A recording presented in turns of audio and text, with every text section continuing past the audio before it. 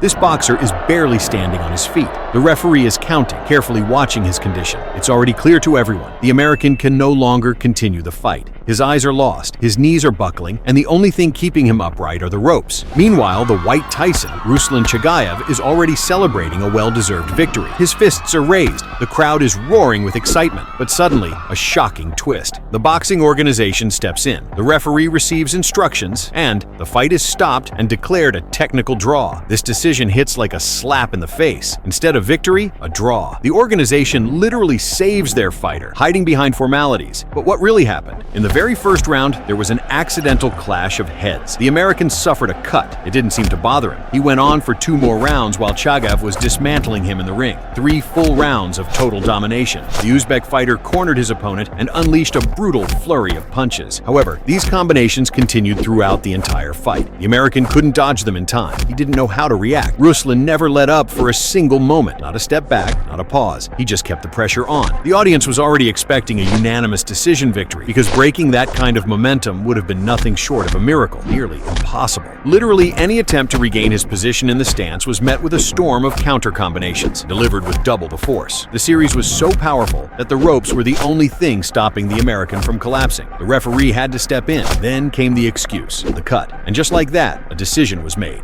Technical draw. Not a knockout, not a win, just a draw. Chagaev's victory was stolen before everyone's eyes. A rematch was inevitable, and 2 years later, the fighters met again. But this time, everything was different. Chagaev entered the ring angry, focused, and hungry for justice. You could see it in his eyes. He had no intention of leaving the result up to the judges or doctors. Right from the opening bell, he charged forward. In the very first exchange, Rob eats a hellish 1-2. His legs instantly turn to cooked noodles. He wobbles, barely standing, but he doesn't fall. Not yet. Chagaev smells blood. He turns into a predator. What follows is pure destruction. He was cornering Calloway even in the center of the ring, not letting him straighten up. The overhands and uppercuts he unleashed were beyond anything even Chagaev himself had imagined in his thirst for revenge. But it was easy to understand it. Reclaiming what was once yours is far more important than fighting for something that never truly belonged to anyone, like in the first bout. Everyone already understood. Having miraculously survived the first round, there was no way the American would make it to the end of the second.